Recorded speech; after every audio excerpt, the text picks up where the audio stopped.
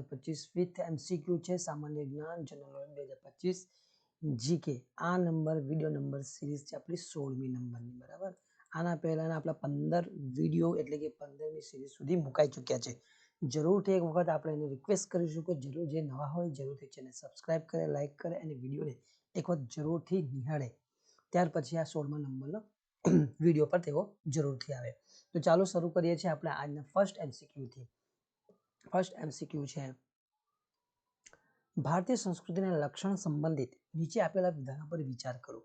વિધાન નંબર 1 છે સાતત્ય પરિવર્તન, 2 છે ધર્મનિરપેક્ષ અને 3 છે વૈશ્વિકતાવાદ.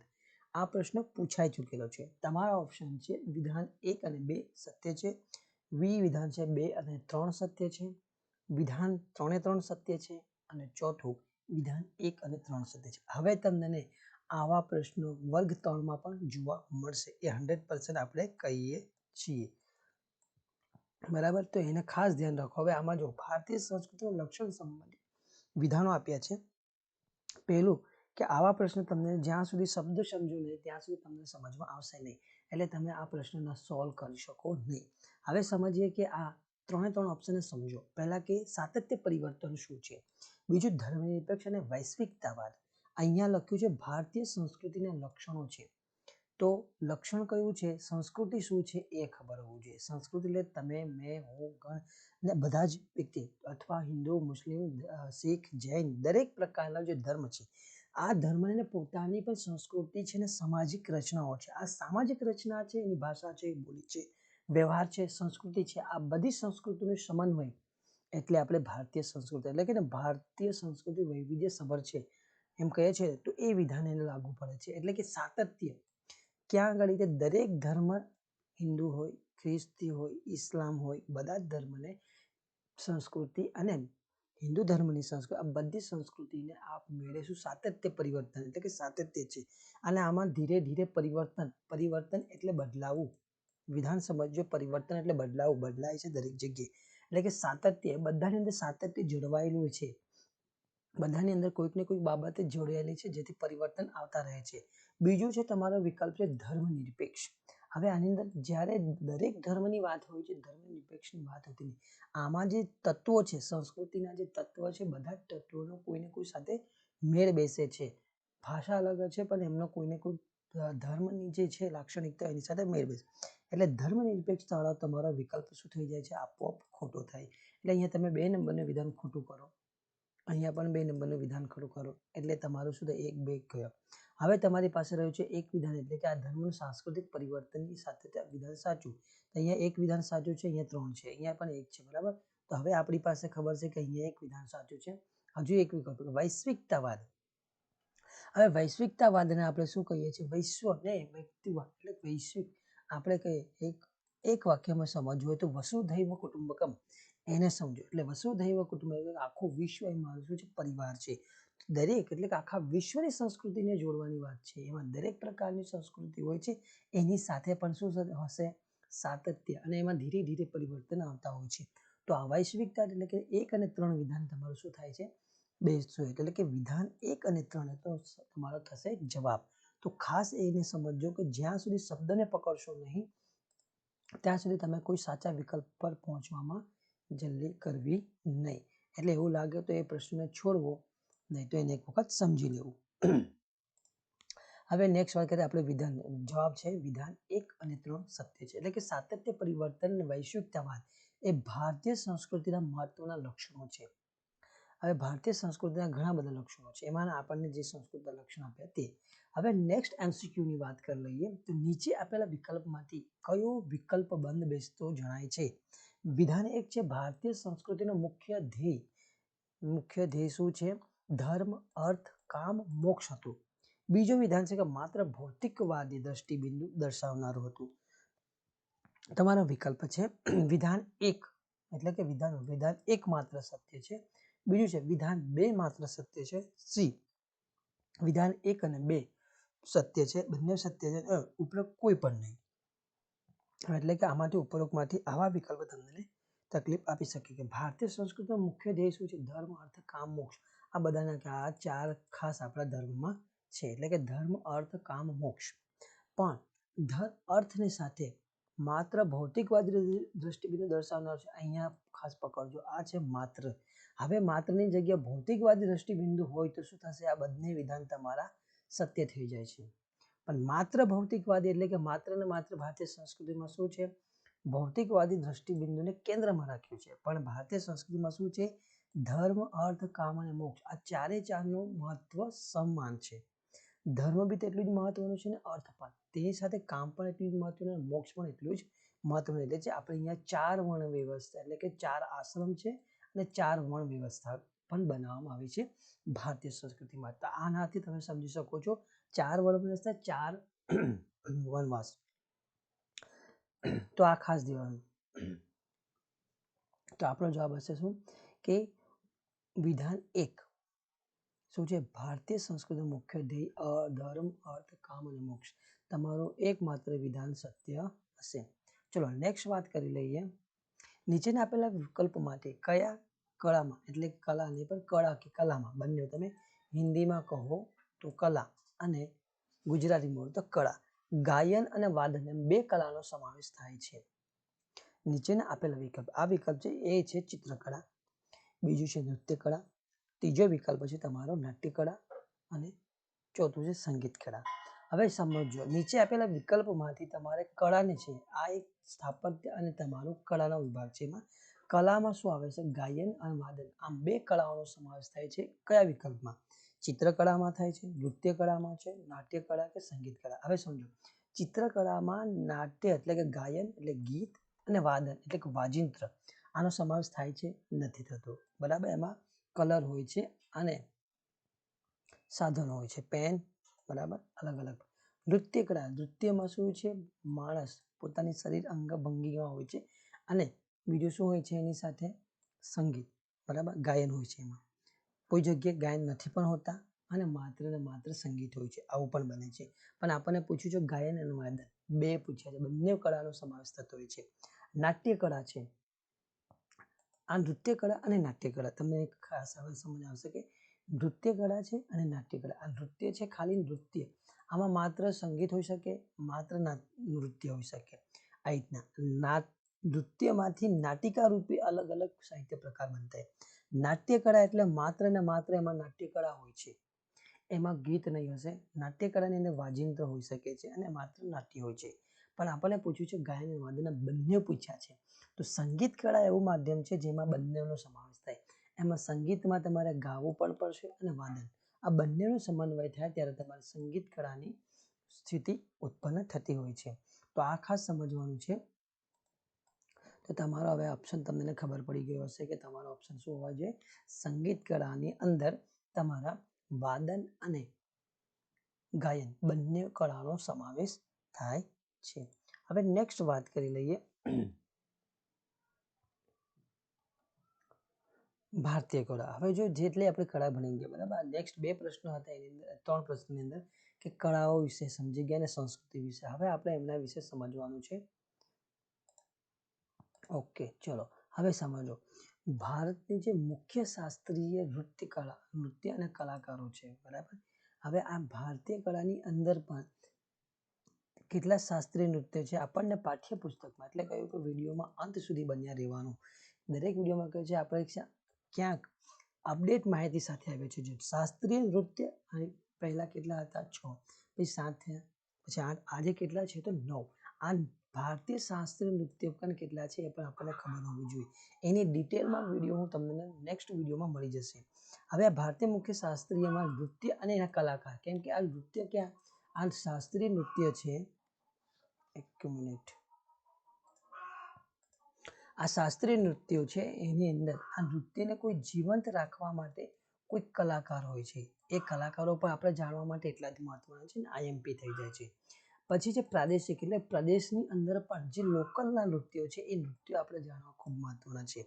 એમાં આવે છે વાદ્યકળા અને કલાકાર. આ 2 ટોપિક એટલે કે આ એક ટોપિકને આપણે વિડીયોમાં ડિટેલમાં સમજવાના છે હમણાં. બાકીની છે જે ગુજરાતની કળા, એમાં ચિત્રકળા, સાહિત્યકાર, સ્થાપત્યો, સંગીતકારો, નાટ્યકારો, આને આપણે એક ડિટેલ વિડીયોમાં સમજવાનું છે. તમારે કરવાનું છે આપણે કેટલું, આપણે જે આ વિડીયોનો ટાર્ગેટ રાખીએ છીએ 100 લાઈક, બરાબર. આને ધીરે ધીરે આપણે વધારવાનો છે. 100 લાઇકનો ટાર્ગેટ રાખીએ છીએ. આ તમારે પહોંચાડવાનો છે નેક્સ્ટ વિડીયો આવવા માટે કે શાસ્ત્રીય નૃત્ય માટે, બરાબર. ચલો હવે આપણે આગળ વધીએ કે ભારતના મુખ્ય શાસ્ત્રીય નૃત્ય અને કલાકારોની વાત કરી લઈએ તો ભરતનાટ્યમ તમિલનાડુની અંદરનું છે. અને એના જે વાત કરી લઈએ તો નાટ્યકારો કલાકારો છે રૂકમણી દેવી, અરુણ નડેલ, પછી સોનલ માનસી, મૃણાલિની સારાભાઈ, મોસ્ટ આઈએમપી પ્રખ્યાત છે યામિની કૃષ્ણમૂર્તિ, ટી બાલા સરસ્વતી, વૈજયંતી માલા, આ પણ મોસ્ટ આઈએમપી, બરાબર. તમે આ હસ્તીને જાણો છો, કોમેન્ટ કરજો. રામ ગોપાલ, પછી પદ્મા સુબ્રમણ્યમ, માલવિકા સરકાર ને હેમા માલિની, માલિની લખ્યું છે હેમા માલિની, આને પણ તમે જાણો છો, બરાબર. હમણાં શું છે, રાજ્યસભાના મેમ્બર પણ છે અને એક્ટ્રેસ પણ છે. લીલા સેમસન. કથકલી કેરળ રાજ્યનું શાસ્ત્રીય નૃત્ય છે. આપણે ભારતનું શાસ્ત્રીય નૃત્ય પણ કથકલીનું મૂળ છે એ કેરળનું છે અને કયું છે, દક્ષિણ ભારતીય રાજ્ય. તમિલનાડુ પણ ક્યાં છે, દક્ષિણ ભારતીય રાજ્ય છે. કલાકારો જે વાત છે તેને વાત કરીએ તો ઉદયશંકર, શાંતારા, મૃણાલિની સારાભાઈ, આ પણ મોસ્ટ આઈએમપી છે, જ્યાં આવી ગયું છે તે જ. પછી કૃષ્ણ નાયર, શાંતારાવ, દલતોલ નારાયણ મેનન, પછી આનંદ શિવ રામન, ચંદુ પણીકર, કેસી પણીકર, ગુરુકુંજ કુરુપ અને યુટ્ટમ શંકરન, આ મહત્વના કલાકાર છે. ત્યાર પછી નેક્સ્ટ વાત કરીએ ભારતીય નૃત્ય, મોહિની અટ્ટમ, ભારતી શિવાજી, કલ્યાણી અમ્મા, ગીતા નાયક, શાંતારાવ, શ્રીદેવી અને હેમા માલિની. હવે બીજી વખત એમનું નામ આવ્યું છે મોહિની અટ્ટમ. ભરતનાટ્યમમાં પણ આવ્યું છે, એટલા ખાસ ધ્યાન રાખવાનું છે, બે વખત આવે છે. રાગિણી દેવી. ચોથું છે ઓડિશા, એ ઓડિશા રાજ્યનું છે, એનો ઉદ્ભવ ઓડિશા રાજ્યમાં થાય છે.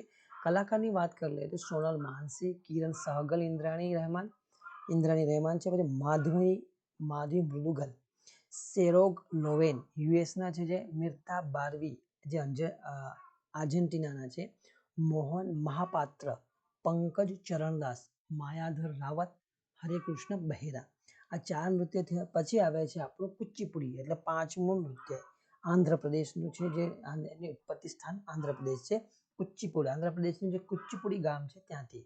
તેના વિશે વાત કરીએ. કલાકાર છે યામિની કૃષ્ણમૂર્તિ, લક્ષ્મી નારાયણ, સ્વરૂપ સુંદરી, રાધા રેડ્ડી, લક્ષ્મી નારાયણ શાસ્ત્રી.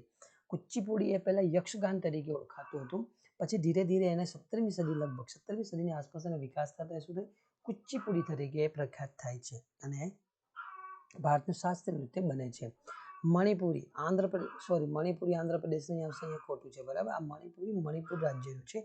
કયું છે આ નોર્થ, આ બધા હતા દક્ષિણ રાજ્ય. હવે આ છે પૂર્વોત્તર રાજ્ય મણિપુર, એનું છે નૃત્ય મણિપુરનું છે મણિપુરી. જોઈએ વાત કરીએ ઝવેરી બહેનો છે, ગુજરાતના છે, દર્શના, નયના, સુવર્ણ, રંજના, આ ખાસ મહત્વના છે આપણા માટે, મોસ્ટ આઈએમપી. સવિતા મહેતા, સૂર્યમુખી દેવી, બિપિનસિંહ, નળકુમારસિંહ અને ગોપાલસિંહ. 7મું નૃત્ય છે કથક, આ ઉત્તર પ્રદેશનું નાટ્ય છે. બિરજુ મહારાજ મોસ્ટ આઈએમપી, તમારા મૃચ્છુ મહારાજ મોસ્ટ આઈએમપી, સુખદેવ મહારાજ, સિતારા દેવી પણ તમારા માટે મોસ્ટ આઈએમપી છે. માલવિકા સરકાર બીજી વખત આવે છે. વંદના સેન, સોનલ માનસી પણ બીજી વખત આવે છે. કુમુદિની લાખ્યા આપણા ગુજરાતમાં ખાસ પ્રખ્યાત છે, બરાબર. શોભના નારાયણ અને માલવિકા સરકાર આ બીજી વખત આવે છે, સોરી આ ત્રીજી વખત, અહીં એક જ વખત. ઓકે, ચલો. ત્યાર પછી વાત કરીએ વાદ્ય અને કલાકારોની પણ વાત કરી લેવાની હોય છે. ગિટાર વાત કરીએ તેમાં વાદ્ય અને કલાકારોની આપણે વાત કરીએ તો ગિટારના છે એની ગિટારના ક્ષેત્રમાં જેનું નામ મહત્વનું છે એ વિશ્વમોહન ભટ્ટ, કેશવ તલગાકર, પછી પંડિત બ્રિજભૂષણ કાબરા અને શ્રીકૃષ્ણ નલિની. સિતારનું વાદ્યયંત્રની વાત કરીએ તો પંડિત રવિશંકર છે, નિખિલ બેનર્જી, ઉમાશંકર મિશ્ર, બુદ્ધાદિત્ય મુખર્જી, વિલાયત ખાં, શાહિદ પરવેજ. ત્રીજું છે તબલા ખાસ મોસ્ટ આઈએમપી કરંટમાં હમણાં રહ્યા છે ઝાકિર હુસેન, અલ્લાહ રખા ખાં, અહેમદ ખાં, કિશન મહારાજ, લલિત રખા અને સુખવિંદરસિંહ લતીફ, આ મહત્વના છે તબલામાં. ચોથું વાજિંત્ર છે બંસરી, પંડિત હરિપ્રસાદ ચૌરસિયા, પન્નાલાલ ઘોષ મોસ્ટ આઈએમપી, રાજેન્દ્ર કુલકર્ણી, દેવેન્દ્ર મુક્તેશ્વર અને રઘુનાથ શેઠ. 5મું વાજિંત્ર છે સંતુર, ભજન સોપારી, પંડિત રવિશંકર વર્મા અને તરુણ ભટ્ટાચાર્ય. 6થું છે મૃદંગ, આ મોસ્ટ આઈએમપી પૂછાઈ ચૂક્યું છે 1માં કે ક્લાસ 1-2માં. મૃદંગ પાલધાર રઘુ, ઠાકોર ભીમસિંહ, ટીવી ગોપાલકૃષ્ણ, ડોક્ટર જગદીશસિંહ, ભીમકસિંહ અને કેરકુડી આ મહત્વના છે. હવે ગુજરાતના જે સંગીતકારો છે એની વાત કરી લઈએ. ગુજરાતમાં જે સંગીતકારો છે એમાં આદિત્ય રામ વ્યાસ જુનાગઢ રાજ્યના ગાયક હતા અને મૃદંગ વાદક હતા. ગુજરાતના જે સંગીતકારો છે મોસ્ટ આઈએમપી પંડિત ઓમકારનાથ ઠાકોર 1953માં એમને વિશ્વ શાંતિ પરિષદમાં ભારતનું પ્રતિનિધિત્વ કર્યું હતું અને એ ભરૂચમાં ગંધર્વ નિકેતન નામની સંસ્થા એમણે સ્થાપી હતી. પછી મહારાણા જસવંતસિંહ એ સાણંદના રાજવી હતા અને એક સંગીતકાર પણ હતા. મોસ્ટ આઈએમપી પછી બેજુ બાવરા એમાં તાનસેનના સમકાલીન બેજુ બાવરા અને તાનસેન આમના સમકાલીન હતા પંડિત વૈજનાથ મિશ્ર. દિલીપ ધોળકિયા હિન્દી ગુજરાતી ફિલ્મમાં દિગ્દર્શક તરીકે રહી ચૂક્યા છે અને સંગીતકાર પણ છે. સેમો દિવેટિયા પૂછા ચૂકેલો સંગીત નિર્દેશક છે. હેમુ ગઢવી મોસ્ટ આઈએમપી લોક સાહિત્યકાર છે. દુલાભાઈ કાગવાણી તરીકે એમની વાણી એટલે કે સાહિત્ય પ્રસિદ્ધ છે, એ પણ ખૂબ મહત્વનું છે. બરાબર, આપણને જીસીઆરટીમાં ભણવામાં આવે છે. એમસીક્યુ ભારતીય સંસ્કૃતિમાં વેદોનું ખૂબ મહત્વ છે. તેમાંથી કયો વેદ એ ભારતીય સંગીતની ગંગોત્રી કહેવાય? ફરી વાંચું છું, ભારતીય સંસ્કૃતિમાં વેદો કેટલા છે આપણને ખબર હોવા જોઈએ. બીજું, તેમાંથી કયા વેદ એ ભારતીય સંગીતની ગંગોત્રી કહેવાય? 4 વેદ આપણને યાદ હોય તો આપણે કહી શકીએ કે 4 વેદમાંથી કયો વેદ એ ભારતીય સંગીતની ગંગોત્રી કહેવામાં છે. ઓપ્શનને જોઈ લઈએ. ઓપ્શન છે તમારો એ ઋગ્વેદ, બી સામવેદ છે, સી અથર્વવેદ છે અને ડી યજુર્વેદ છે. તો આ 4 વેદ આપણા માટે મહત્વના છે. જો 4 વેદોને સમજીએ તો આપણને આ વેદમાં સંગીતની ગંગોત્રી કઈ છે એ સમજવાનું. બરાબર, તમારે આ જે એમસીક્યુ છે એને કોમેન્ટ કરવાનું છે. આપણા જેટલા પણ વિડીયો છે એમાં કોઈ પણ પોતે એમસીક્યુ કરી રહ્યા છે તેનો કમસે કમ ક્વેશ્ચનનો આન્સર પણ આપતા નથી. તો એ લોકોને આપણે ખાસ વિનંતી કરીશું આન્સર આપો, જેથી કરીને આપણો ઉત્સાહ વધતો રહે અને આપણે નવા એમસીક્યુ લઈને આવીએ છીએ. યાદ રાખીશું આપણું 100 લાઇકનો ટાર્ગેટ છે, તમારે પહોંચાડવાની જવાબદારી તમારી રહેશે. બરાબર, તો હવે 4 વેદોને પણ સમજીએ. 4 વેદો આપેલા છે તમને ઋગ્વેદ, સામવેદ, અથર્વવેદ અને યજુર્વેદ.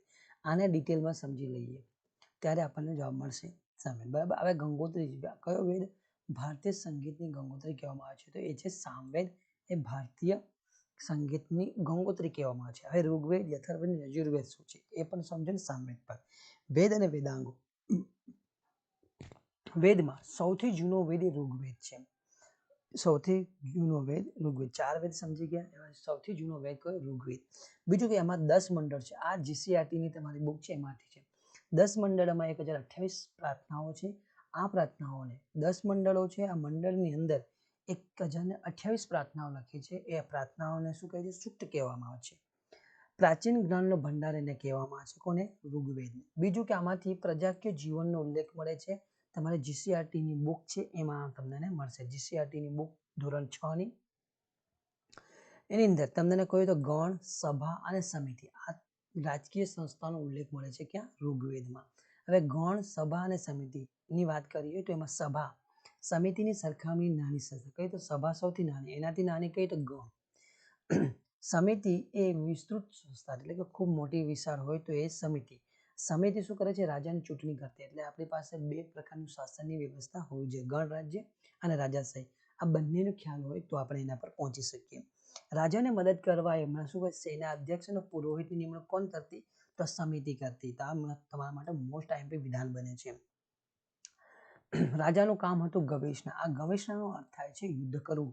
ગવેષણાનો અર્થ છે યુદ્ધ કરવું. એટલે કે રાજાનું શું કામ હોય છે? યુદ્ધ કરવું. અને યુદ્ધમાં સહાયતા માટે કોણ હોય છે? સેના અધ્યક્ષ અને પુરોહિતની નિમણૂક કરતા. અને એના માટે કોણ હતી? ગણ, સભા અને સમિતિ. આ બધો ઉલ્લેખ ક્યાં મળે છે આપણને? પ્રજાકીય અને રાજકીય સંસ્થાનો ઉલ્લેખ આપણને ઋગ્વેદમાં મળે છે. ઋગ્વેદમાં રાવી નદીના કિનારે 10 રાજાઓ વચ્ચે થયેલા યુદ્ધનો ઉલ્લેખ પણ આપણને જોવા મળે છે. એટલે રાવી નદીનો ઉલ્લેખ છે અને 10 રાજાઓનો ઉલ્લેખ ક્યાં? ઋગ્વેદમાં છે. હવે વાત કરીએ એમાં કે આર્ય સામાજિક જીવનનો ઉલ્લેખ પણ ક્યાં મળે છે? ઋગ્વેદમાં. શું મળે છે? તે પહેલું કે સમાજનું એકમ શું હોય છે? કુટુંબ. સમાજનું સૌથી નાનું એકમ હોય છે કુટુંબ. પિતૃપ્રધાન અને સંયુક્ત કુટુંબ વ્યવસ્થા હતી એવું મળે છે. સમાજ વર્ણ અને જ્ઞાતિઓ વહેંચાયેલો નહોતો. સમાજ વર્ણ અને જ્ઞાતિઓ વહેંચાયેલો નહીં હતો. આ પણ મળે છે. તેમાં સ્ત્રીનું સ્થાન ઊંચું હતું. અભ્યાસ કરવાની છૂટ હતી, સ્ત્રીઓ એ સહધર્મચારીણી ગણાતી અને તેમને યજ્ઞમાં હાજરી અનિવાર્ય હતી. હવે તમને આનું ક્યાં યાદ આવશે? શ્રી રામનું યાદ આવશે, બરાબર. જે યજ્ઞ કરવા બેસે છે તેમને સીતાને સાથે રાખવી પડે છે, પણ સીતા માતા હાજર હોતા નથી, એટલે શું કરે છે? સોનાની મૂર્તિ બાજુમાં મૂકે છે ને યજ્ઞમાં યજ્ઞ પૂરું કરે છે. પછી અપલા, લોપમુદ્રા, ઘોષ આ વિદુષી. વિદુષી શું છે? ઋચા, એટલે કે સ્ત્રીઓ હતી જેણે ઋગ્વેદમાં પણ ઋચાઓ લખી, સૂક્તો લખી છે, તો એમને શું કહ્યું? એમને નામ આપ્યું વિદુષીઓ. એક ઉપાધિ આપવામાં આવી કે વિદુષીઓ, જેમાં અપલા, લોપમુદ્રા અને ઘોષ. અને ખાસ યાદ રાખજો, જેમણે સ્ત્રી છે એમણે પણ સૂક્તો લખ્યા છે ઋગ્વેદમાં. પ્રકૃતિ પૂજાનો ઉલ્લેખ મળે છે. ઇન્દ્ર, વરુણ, અગ્નિ, સૂર્ય વગેરે પૂજાનો ઉલ્લેખ આપણને ઋગ્વેદમાં મળે છે. સવારની દેવી ઉષા છે અને સાંજની દેવી અદિતિ, આનો ઉલ્લેખ પણ આપણને ઋગ્વેદમાં મળે છે, બરાબર. વિડીયો ગમી રહ્યો તો લાઈક કરવાનો છે, શેર કરવાનો છે, અને નવા હોય તો તમારે વિડીયો લાઈક કરવું, શેર કરવું અને ચેનલને સબસ્ક્રાઈબ કરવાનું ભૂલવાનું નથી. ઋગ્વેદમાં આપણને પશુની વાત કરીએ, ગાય, બળદ અને ઘોડા, આ ત્રણની ચર્ચા મળે છે. મોસ્ટ આઈમ્પી ગાય, બળદ અને ઘોડા. આમાં કોઈ જગ્યાએ કૂતરાનો ઉલ્લેખ નથી. અન્ય પશુની સરખામણીમાં ઘોડાને સૌથી વધુ ઉલ્લેખ મળે છે આપણને ઋગ્વેદમાં. પશુઓ માટે યુદ્ધ થવાનું અને પશુ એક ધન સંપત્તિ તરીકે ગણવામાં આવતું હશે એવી આપણને માહિતી ઋગ્વેદમાંથી મળે. એટલે કે તે સમયે સૌથી મોટું ધન કયું હતું? પશુધન હતું. એટલે કૃષિ તે સમયે ગૌણ હતી. પશુપાલન સામૂહિક રીતે થતું અને કૃષિ ગૌણ હતી. આના માટે પશુઓ માટે એટલે કે આ ધન માટે યુદ્ધ પણ થતું હતું. હવે વાત કરીએ યજુર્વેદ. યજુર્વેદને મુખ્યત્વે બે ભાગમાં વહેંચીને સમજી શકાય. આને સમજવા પડે. કૃષ્ણ યજુર્વેદ અને શુક્લ યજુર્વેદ. કૃષ્ણ યજુર્વેદમાં શ્લોકોને અવ્યવસ્થા અને અસ્પષ્ટ સંગ્રહ, એટલે કે યજુર્વેદના બે ભાગ છે, કૃષ્ણ યજુર્વેદ અને શુક્લ યજુર્વેદ. કૃષ્ણ યજુર્વેદમાં શ્લોક છે કેવા છે? અવ્યવસ્થિત અને અસ્પષ્ટ છે, નો સંગ્રહ ગણવામાં આવે. શુક્લ યજુર્વેદમાં શ્લોકનો વ્યવસ્થિત અને સ્પષ્ટ સંગ્રહ જોઈએ. યજુર્વેદમાં લખાયેલા ભાષ્ય બૃહદારણ્યક આવે. યજુર્વેદ પર લખાયેલા જે ભાષ્ય છે એટલે ટીકાઓ, તેમાં આવે છે બૃહદારણ્યક ઉપનિષદ, ઈશા ઉપનિષદ, તૈત્તિરીય ઉપનિષદ, કથા ઉપનિષદ, શ્વેતાસત્વરા ઉપનિષદ, મૈત્રી ઉપનિષદ, વાજસનેય સંહિતા શુક્લ યજુર્વેદ સાથે જોડાયેલી સંહિતા છે. કૃષ્ણ યજુર્વેદ સાથે ચાર સંહિતાઓ છે. એ તૈત્તિરીય સંહિતા, મૈત્રાયણી સંહિતા, કથા સંહિતા, કપિસ્થલ સંહિતા, આ ગ્રંથો જોડાયેલા છે. આમાં પાઠ, મંત્રો, ધાર્મિક પૂજા અને કર્મકાંડોનો સૂત્ર જોવા મળે છે. જરૂર તો વિડીયો સ્પીડ લાગી રહ્યો તો તમારે એને ધીરેથી જોવાનું છે. અને વિડીયો તમને ન સમજ આવે તો વારંવાર જોશો તો તમને જરૂરથી સમજમાં આવશે. સામવેદની વાત કરીએ તો સામવેદની અંદર 1549 શ્લોક છે, જેમાં 75 શ્લોક તો ક્યાંથી? ઋગ્વેદમાંથી લેવામાં આવેલા છે. આની અંદર બે ઉપનિષદ મળે છે આપણે, છંદોગયા ઉપનિષદ અને કેન ઉપનિષદ. ભારતીય શાસ્ત્રીય સંગીત અને નૃત્યના પાયા તરીકે ઓળખવામાં આવે છે સામવેદ, જે આપણો જવાબ હતો. મંત્રોચ્ચારણનો ગ્રંથ પણ કહેવામાં આવે છે. સામવેદની વિભાજનની વાત કરીએ તો કૌથુમા, રણ્યન્ય અને જૈમિન્ય, આમ ત્રણ વિભાગમાં એને વહેંચવામાં આવે છે. હવે તમને વિધાનમાં પૂછી શકે કે કયા ગ્રંથને મંત્રોચ્ચારણનો ગ્રંથ તરીકે ગણવામાં આવે છે? કે ભારતીય સંગીતનું ગંગોત્રી તો આપણે ફટાફટ જાણી જઈએ, પણ આવું પૂછીએ કે મંત્રોચ્ચારણનો ગ્રંથ કહેવામાં આવે છે કયા ગ્રંથને, તો તમારા માટે તે સમય મુશ્કેલ, પણ જાણતા હોય તો તમે મુશ્કેલીથી આ પ્રશ્નને સરળતાથી હલ કરી શકો છો. અથર્વવેદની વાત કરીએ, દૈનિક ધાર્મિક વિધિ અને પ્રક્રિયા, એટલે દૈનિક એટલે જે રોજની ક્રિયા છે એમાં ધાર્મિક વિધિઓ છે, પ્રક્રિયાઓનું માર્ગદર્શન આપે છે અથર્વવેદ. આમાં 730 સ્ત્રોતો છે, એમાં 6000 મંત્રો છે, 20 પુસ્તકોમાં વહેંચાયેલું છે. આમાં બે ગ્રંથ મળે છે, પૈપ્યલાદ અને સૈનિક્ય. આ વેદ જાદુ અને જાદુઈ મંત્ર અને ટોટકા માટે ખૂબ પ્રસિદ્ધ છે, બરાબર. હવે આપણે નેક્સ્ટ પ્રશ્ન. ભારતીય સંસ્કૃતિમાં કુચીપુડી નૃત્ય કયા રાજ્ય સાથે સંકળાયેલ છે? તમારો option A Assam, B Orissa, C Andhra Pradesh અને ડી કેરળ. કુચીપુડી આપણે કરી ગયા છે આંધ્રપ્રદેશ સાથે, બરાબર. આગળ અમે કરી ગયા તે ભારતીય સંસ્કૃતિમાં કુચીપુડી નૃત્ય કયા રાજ્ય સાથે સંબંધિત હોય? એ આંધ્રપ્રદેશ સાથે. મેં તમને આગળ જ કહ્યું કે હવે જોઈએ કે ભારતીય નવશાસ્ત્રીય નૃત્ય છે તમારો મેઇન ટોપિક. પહેલા 6 હતા, જીસીઆરટીમાં તમને 6 અથવા 7 મળશે. મોસ્ટ ટાઈમ તમને 6 શાસ્ત્રીય નૃત્ય મળે છે, પણ હાલ કેટલા છે? હાલ તમારા 9 થાય. એટલે નેક્સ્ટ જે લોકોની માહિતી અપડેટ નથી તો એ લોકો માહિતીને અપડેટ કરે. હવે કેટલા થાય છે? 9 થાય છે. એ 9ને સમજીએ. ભરતનાટ્યમ છે તમિલનાડુનું છે, બીજું છે કથકલી કેરળ રાજ્યનું છે, ઓડિસી ઓડિશા રાજ્યનું છે, કુચીપુડી આંધ્રપ્રદેશનું છે,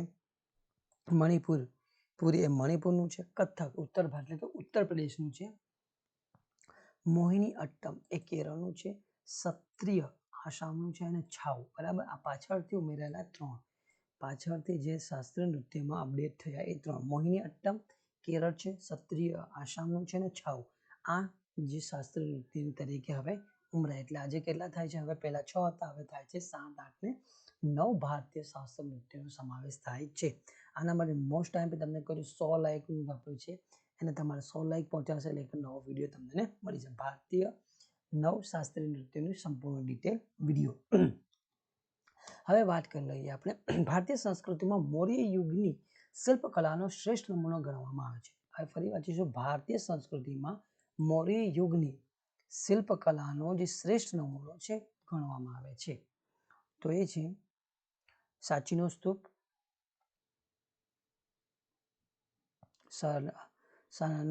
સારનાથનો સ્તંભ, વારાણસીનો સ્તૂપ કે બુદ્ધ ગયાનો સ્તૂપ.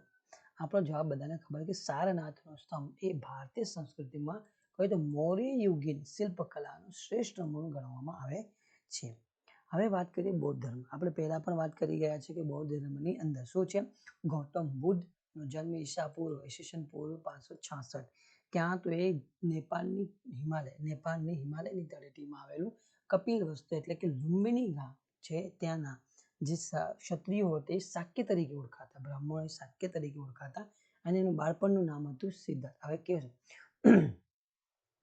આ કપિલવસ્તુ છે, કપિલવસ્તુ કે લુંબિના જે શાક્ય છે એવા શાક્ય એ સુધોધન અને મહાદેવી આ શાક્ય એટલે કે કપિલવસ્તુના રાજા અને રાણી હતા. આ રાજા અને રાણી, તને સ્ટોરી સમજાવું છું. રાજા અને રાણીને એક પુત્ર છે સિદ્ધાર્થ, એનું નામ છે બાળપણ નામ સિદ્ધાર્થ. આ સિદ્ધાર્થ પોતાના એટલે કે પોતાની માતા આ મહાદેવી એટલે કે મહામાયા, કોઈ જગ્યાએ મહામાયા મળશે, કોઈ જગ્યાએ મહાદેવી એટલે લખ્યું છે મહાદેવી. તો મહાદેવીને જો મૃત્યુ થાય છે ત્યારે એની જે પાલક માતા બને છે મહાપ્રજાપતિ ગૌતમી એનું પાલન પોષણ કરે છે. પણ આ સિદ્ધાર્થ પોતાના ગુરુ કયા આલાર કલામની પાસે આશ્રમમાં સતત જતા હોવાથી પિતાને ચિંતા થવાથી તેને શું કર્યું? સુધોધને તેમનું લગ્ન કરાવ્યા યશોધરા સાથે લગ્ન કરાવે છે અને તો એમની શું જ્ઞાનની જે જિજ્ઞાસા છે વધતી રહે છે અને એક દિવસે તે પોતાનું સ્થાન છોડી એટલે કે રાજ્ય છોડીને જાય છે અને એમાં જે મદદ કરે છે એમનો ઘોડો કંથક અને મંત્રી છન્ન એને મદદ કરે છે અને એ પોતે ત્યાંથી નીકળીને રાજગૃહ થઈને સીધા જાય છે બોધિગયા અને જ્યાં યશોધરા અને સિદ્ધાર્થના જે પુત્ર થાય છે એનું નામ છે રાહુલ. છન્ન ઘોડો કંથક, બરાબર. આ જ્ઞાન પ્રાપ્તિ માટે તે ઘરનો ત્યાગ કરે છે અને આ ઘરને ત્યાગ કરવાની પ્રક્રિયાને બૌદ્ધ ધર્મ મહાવિનિષ્ક્રમણ કહેવામાં આવે છે. Most IMP. વૈશાખ પૂર્ણિમાને નિરંજન નદીના કિનારે એમને પીપળાના વૃક્ષ નીચે ગયા નામના સ્થળે જ્ઞાન થાય એટલે કે બોધિ એટલે કે જ્ઞાન પ્રાપ્તિ થાય છે અને આ જ સમય છે વૈશાખ પૂર્ણિમાના દિવસે જ એમનું મૃત્યુ પામે. એટલે કે વૈશાખ પૂર્ણિમાના દિવસે નિરંજન નદીના કિનારે પીપળાના વૃક્ષ નીચે ગયા નામ એટલે કે બોધિ ગયામાં એમને જ્ઞાન પ્રાપ્તિ થાય છે. એ જ દિવસે એ જ તિથિએ એમનું મૃત્યુ પણ થાય છે 80 વર્ષ. એટલે બૌદ્ધ ધર્મનો પ્રથમ ઉપદેશ જે એમને જ્ઞાન પ્રાપ્તિ થાય છે ગયામાં એનો પ્રથમ ઉપદેશ આપે છે અને આ ઉપદેશને આપણે કહીએ છીએ ધર્મચક્ર પ્રવર્તન અને ક્યાં આપે છે? સારનાથમાં. ઉપદેશ હોય છે આ પાલી ભાષાની. Most IMP. અન્ય નામની વાત કરીએ એમની તો એમની જોઈએ તથાગત, શાક્ય અને સુગત, બરાબર. પહેલા તમને કહ્યું કે કપિલવસ્તુ કે લુંબિનીના જે ક્ષત્રિયો હતા એમનું શાક્ય કહેવામાં આવતા. તો બૌદ્ધ ધર્મ મેં ફરી તમને સમજાવી દીધું છે, જરૂરથી સમજી રહ્યા છો. હવે બૌદ્ધ ધર્મના સિદ્ધાંતની વાત કરીએ. બૌદ્ધ ધર્મમાં સમ્યક દર્શન પણ જોવા મળે છે. 4 સિદ્ધાંત મહત્વના છે. Most IMP. સંસાર દુઃખમય છે, દુઃખનું કારણ મોહ અને તૃષ્ણા છે. મોહ ને અહીંયા શું આવશે? મોહ, બરાબર. આ મોહ અને તૃષ્ણા છે અને દુઃખનો નાશ તૃષ્ણાનો ત્યાગ છે. અષ્ટાંગિક માર્ગનો પણ એટલે કે સમ્યક દર્શન એમને ઉલ્લેખ કર્યો છે. આ સમ્યક દર્શન પણ પૂછાઈ ચૂકેલું છે. સમ્યક દ્રષ્ટિ, સમ્યક વાણી, સમ્યક કર્મ, સમ્યક આજીવિકા, સમ્યક વ્યાયામ, સમ્યક સ્મૃતિ, સમ્યક સમાધિ અને સમ્યક સંકલ્પ. અષ્ટાંગિક માર્ગ આ બતાવે છે. સમ્યક એટલે કે સારી રીતે, બરાબર. સમ્યક એટલે સારી રીતે, બધામાં વાત છે. બુદ્ધના વિચારની વાત કરીએ તો એમાં છે ઈશ્વર અને આત્માનો ઇનકાર કર્યો છે એમણે. તમારું 6ઠ્ઠા ધોરણનું જૈન ધર્મનો, બૌદ્ધ ધર્મનો આ જીસીઆરટી છે. ઈશ્વર અને આત્માનો ઇનકાર કર્યો છે. કર્મકાંડનો વિરોધ, ઉચ્ચ નીચના ભેદભાવનો વિરોધ અને સ્ત્રીઓનું મહત્વ છે. હવે એમાં 10 સીલ પણ આપ્યા છે. આ 10 સીલ તમારા માટે મોસ્ટ આઈએમપી પૂછવાના બાકી છે. 10 સીલમાં પહેલું છે અહિંસા, અસ્તેય, સત્ય, અપરિગ્રહ, મદિરાપાન ન કરવું, અસમય ભોજન ન કરવું, સુખપ્રદ પથારી ન કરવી, ધન સંચય ન કરવું, સ્ત્રીઓથી દૂર રહેવું અને નૃત્યાંગનાથી દૂર રહેવું. આ ખાસ એમને આ 10 શીલોની વાત કરી છે. 5 આપણા ખૂબ મહત્વના છે, બરાબર, પૂછાઈ ચૂકે. પછી બૌદ્ધ ધર્મની ધર્મ પરિષદો પૂછાયેલી છે. તો આપણા માટે ધર્મ પરિષદો કરી લેવી ખૂબ જ મહત્વની છે. સમય, સ્થળ, અધ્યક્ષ અને શાસક અને કાર્ય આ મહત્વનું છે. આ મોસ્ટ આઈએમપી છે. તમે વારંવાર વિડીયોને રિપીટ કરીને જોશો, મને ખબર છે તમારો લગભગ 1 માર્ક્સ તો અહીંથી કવર થઈ જશે. પ્રથમ જે સંગતિ એટલે કે ધર્મ પરિષદ ભરાઈ હતી ઈસવીસન પૂર્વે 483માં, કહે તો રાજગૃહમાં ભરાઈ હતી અને એના અધ્યક્ષ મહાકશ્યપ. શાસક તે સમયે અજાતશત્રુ દ્વારા કરાયું હતું અને કાર્ય હતું સુત્ત પિટક અને વિનય પિટકની રચના કરી. એટલે કે સુત્ત પિટક અને વિનય પિટક એનું જે ત્રિપિટક, બૌદ્ધ ધર્મનું જે ત્રિપિટક સાહિત્ય છે એની જે પ્રથમ રચના થઈ હતી સુત્ત પિટક અને વિનય પિટકની રચના થઈ. કોણ હતા તે સમયે? મહાકશ્યપ હતા, શાસક અજાતશત્રુ હતા અને સ્થળ હતું રાજગૃહ. દ્વિતીય ધર્મ પરિષદ એટલે કે બીજી ધર્મ પરિષદ ભરાઈ હતી ઈસવીસન પૂર્વે 383માં. ક્યાં? તો વૈશાલીમાં. આપણા 16 મહાજન પદયાદ આવવા જોઈએ એનાથી. પછી એના જે અધ્યક્ષ હતા સરકામિની હતા અને તે સમયે શાસક કાલા શોક દ્વારા એમને ભરાયું હતું. એમાં જે રચના થઈ એટલે કે કાર્ય થયું સ્થાવરવાદી અને મહાસંધિ, આ 2 પંથની રચના થઈ છે. તૃતીય જે પર્યાય ઈસવીસન પૂર્વે ભરાઈ હતી એમાં આ રદ થઈ એટલે કે ઈસવીસન પાટલીપુત્ર 23, ઈસવીસન પૂર્વે 23માં 26માં થઈ. એ હતું પાટલીપુત્રમાં અને જેના અધ્યક્ષ હતા માંગલી પુતિસ અને તે સમય શાસક હતા અશોક એટલે કે અશોકના હેઠળ. અભિધમ પિટકની રચના અને 2 પંથ બન્યા. અભિધમ પિટકની રચના થઈ એમાં. પછી ચતુર્થ એટલે કે ચોથી ધર્મ પરિષદ ભરાય છે ઈસવીસન પ્રથમ સદીમાં. એક કુંડળ વન એટલે કાશ્મીરના કુંડળ વનમાં ભરાઈ અને અધ્યક્ષ હતા વસુમિત્ર અને શાસક હતા કનિષ્ક. આમાં હીનયાન અને મહાયાન આ 2 પંથની રચના થાય એટલે 2 પંથ બને છે. તો આપણા માટે મોસ્ટ આઈએમપી 4 ધર્મ પરિષદ છે, બરાબર. જરૂર તમે એને એક વખત રિવાઇઝ કરશો, મને લાગે મોસ્ટ આઈએમપી તમારા માટે રહેશે. હવે બૌદ્ધ ધર્મના 3 અંગની વાત પણ કરી લેવી જોઈએ. બુદ્ધ, સંઘ અને ધમ્મ, આ એને 3 અંગ છે. પવિત્ર સ્થળ એમને કહેવાય છે પેગોડા. પવિત્ર ગ્રંથ ત્રિપિટક આપણે કરી ગયા. સુત્ત પિટક બુદ્ધના વ્યાખ્યાન છે. વિનય પિટકમાં સૌથી પ્રાચીન છે. વિનય એટલે કે ત્રિપિટકની અંદર વિનય પિટક એ સૌથી પ્રાચીન છે. એમાં બૌદ્ધ સાધુ સાધ્વીએ પાળવાના નિયમો આપેલા છે. સુત્ત પિટકમાં બુદ્ધ દ્વારા જે કંઈ ઉપદેશને વ્યાખ્યા આપવામાં આવી, વ્યાખ્યાન એનો સંગ્રહ છે. અભિધમ પિટક એ બૌદ્ધ ધર્મનો સિદ્ધાંત અંગેની ચર્ચાઓ છે.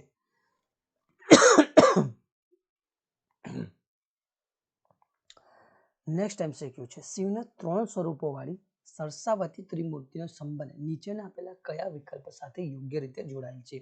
ફરી વાંચું છું, શિવના 3 સ્વરૂપોવાળી સરસાવતી ત્રિમૂર્તિ, અહીંયા મોસ્ટ આઈએમપી વાંચ્યું, સરસાવતી ત્રિમૂર્તિ સંબંધ નીચે આપેલા કયા વિકલ્પ સાથે યોગ્ય રીતે જોડાયેલો છે? અજંતાની ગુફા સાથે છે, એલિફન્ટાની ગુફા છે, સી ઇલોરાની ગુફા છે અને ડી મહાબલીપુરમની છે, બરાબર.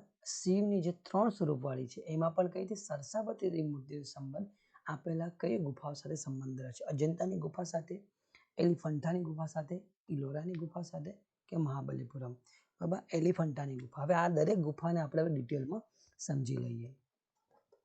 અજંતાની ગુફાની વાત કરીએ તો મહારાષ્ટ્રના ઔરંગાબાદ જિલ્લામાં આવેલ છે. આ પૂછાઈ ચૂકેલો પ્રશ્ન છે ક્લાસ 3માં. ઈસવીસન 1983માં યુનેસ્કો દ્વારા વિશ્વ વર્લ્ડ હેરિટેજ સાઇટ તરીકે વિશ્વ ધરોહર સ્થળ તરીકે ઘોષિત કરવામાં આવી છે. બીજું કે મઠનો સમૂહ એ શું છે? અજંતાની ગુફા. તેમાં ચૈત્ય જોવા મળે છે જેમાં 1 થી 29 નંબર આપેલા, 1 થી 29 જેટલી ગુફાઓ આવેલી છે. એટલે કે દરેક ગુફાને નંબર આપેલા છે. એલિફન્ટાની ગુફા છે એ મહારાષ્ટ્રના, બીજી વાત એલિફન્ટાની ગુફા એ મહારાષ્ટ્રના મુંબઈની પાસે આવેલી છે.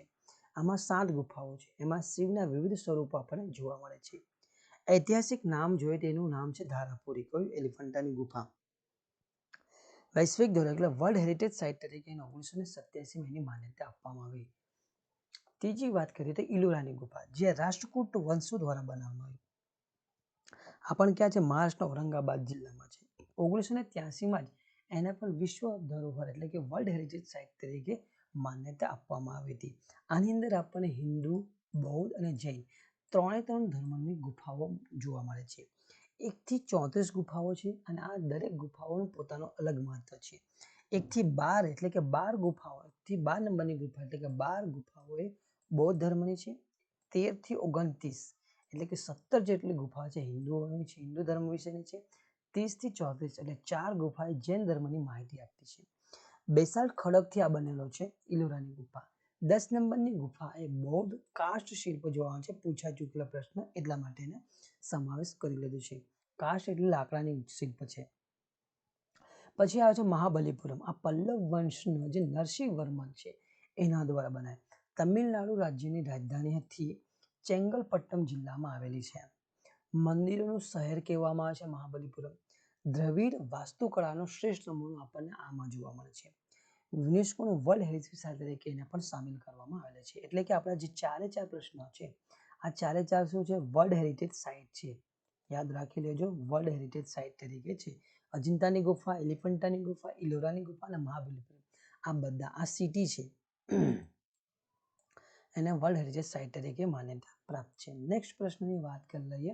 ભારતીય સંસ્કૃતિમાં કયા મંદિરને કાળો પેગોડા તરીકે ઓળખવામાં આવે છે? મોઢેરાનું સૂર્ય મંદિર, ખજુરાહોનું મંદિર અને કોણાર્કનું સૂર્ય મંદિર અને બૃહદેશ્વરનું મંદિર.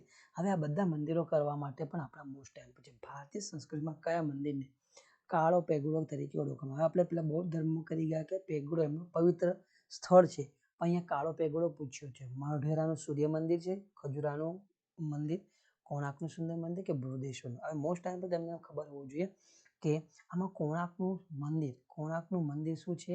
કાળો પેગોડા તરીકે ઓળખવામાં આવે છે. હવે 4ની માહિતી મેળવી લઈએ કે કોણાર્કનું સૂર્ય મંદિર ઓડિશામાં આવેલું છે. 13મી સદીમાં બંધાયું છે. કોણાર્કનું સૂર્ય મંદિર એ 13મી સદીમાં બંધાયું હતું અને ઓડિશામાં છે. મંદિરનું નિર્માણ આ દરિયા કિનારે, બરાબર, દરિયા કિનારે મંદિર આવેલું છે. મંદિરનું નિર્માણ પૂર્વી ગંગ વંશના રાજા નરસિંહદેવ પ્રથમ દ્વારા બનાવવામાં આવ્યું હતું. સમુદ્ર કિનારે સ્થિત છે અને આને જેથી કરીને એને શું યુરોપિયન નાવિકો આ મંદિરનો ઉપયોગ શું નેવિગેશન પોઈન્ટ તરીકે કરતા હતા. મોસ્ટ ટાઈમ તમારા માટે કયા મંદિરનો ઉપયોગ યુરોપિયન નાવિકો નેવિગેશન પોઈન્ટ તરીકે ઉપયોગ કરતા હતા? આ પ્રશ્ન તમારો બને. આ મંદિર કાળા રંગના વિશાળ ગ્રેફાઇટથી બને છે, જેથી એને કાળો પેગોડો કહેવામાં આવે છે. બૃહદેશ્વર મંદિરની વાત કરીએ તો તમિલનાડુ થંજાવુર પાસે આવેલું છે. રાજરાજેશ્વર દ્વારા એનું પુનરુદ્ધાર કરવામાં આવ્યું. શિવ મંદિર છે અને ચૈલ સ્થાપત્ય શૈલી અહીંયા જોવા મળે છે. કાવેરી નદીના કિનારે દક્ષિણ પર સ્થિત છે. મોઢેરાનું સૂર્ય મંદિર ગુજરાતમાં છે. મોસ્ટ ટાઈમ છે, બરાબર. હવે શું છે? સોલરમાં સૌથી વધારે અને ગામ છે મોઢેરાનું સૂર્ય મંદિર, સંપૂર્ણ રીતે સોલર દ્વારા ચાલતું ગામ પણ છે. મોઢેરાનું નિર્માણ એ સોલંકી એટલે કે મોઢેરા સૂર્ય મંદિરનું નિર્માણ એ સોલંકી વંશના રાજા ભીમદેવ સોલંકી દ્વારા 1026 થી 1027 સમયમાં બંધાવાયું હતું. મહેસાણા જિલ્લામાં પુષ્પાવતી નદી કિનારે આવેલું છે. આ મંદિરમાં રામકુંડ અને સીતાનો ચોરો પણ મોસ્ટ આઈએમપી જાણીતો છે. સ્થાપત્યની વાત કરીએ તો ગુર્જર શૈલીનું આ મંદિરનું નિર્માણ કાર્ય છે. દર વર્ષે જાન્યુઆરીના 3જા સપ્તાહમાં એટલે કે ઉત્તરાયણ પછી યોજાય છે ઉત્તરાધ મહોત્સવ. ક્યાં? તો મોઢેરામાં. અહીં આગળ મોઢેરા મંદિર, મોઢેરા, જેને મોઢેરા નૃત્ય મહોત્સવ પણ કહેવામાં આવે છે. મોઢેરાનું હવે સૂર્ય મંદિર, ભારતમાં આવેલું સૂર્ય મંદિરની વાત કરીએ તો મોઢેરાનું સૂર્ય મંદિર જે ગુજરાતમાં છે, કોણાર્કનું સૂર્ય મંદિર ઓડિશામાં છે, માર્તન સૂર્ય મંદિર જમ્મુ કાશ્મીરમાં છે, બેલાઉર સૂર્ય મંદિર બિહારમાં છે, ઉનાવ સૂર્ય મંદિર મધ્યપ્રદેશમાં છે, રાણકપુર સૂર્ય મંદિર રાજસ્થાન છે, અરવલ્લી સૂર્ય મંદિર આંધ્રપ્રદેશ અને કટારમલ સૂર્ય મંદિર એ ઉત્તરાખંડની અંદર આવે છે. આ બધા સૂર્યદેવના મંદિરો છે, એટલે કે સૂર્યની પૂજા થાય છે. તો મસ્ટ આઈએમપી વાત કરી લેવી જોઈએ. મોઢેરાનું સૂર્ય મંદિર એટલે કે ભારતમાં સૂર્ય મંદિર વિશે આપણી પાસે આટલી માહિતી હોવી જોઈએ. તો આપણે આજે વિડીયોનો અંત કરીએ છીએ. બરાબર. જો ચેનલ તમને નવા હોય તો ચેનલને સબસ્ક્રાઇબ કરવાની છે, બેલ આઇકોન ઓન કરશો તો તમને નવો વિડીયો આવશે, નોટિફિકેશન મળી રહેશે. ગમી ગયો વિડીયો તો લાઈક કરવાનો છે અને વધુ લોકો સાથે શેર કરવાનું છે. ફરી પુનરાવો કે 100 લાઇક્સનો ટાર્ગેટ છે આપણો. બરાબર. આપણી ચેનલ સાથે જોડાવાનું એટલે સિમ્બોલમાં લખ્યું છે જોઈન અસ એન્ડ લર્ન. બરાબર. જોઈન થઈ જાઓ.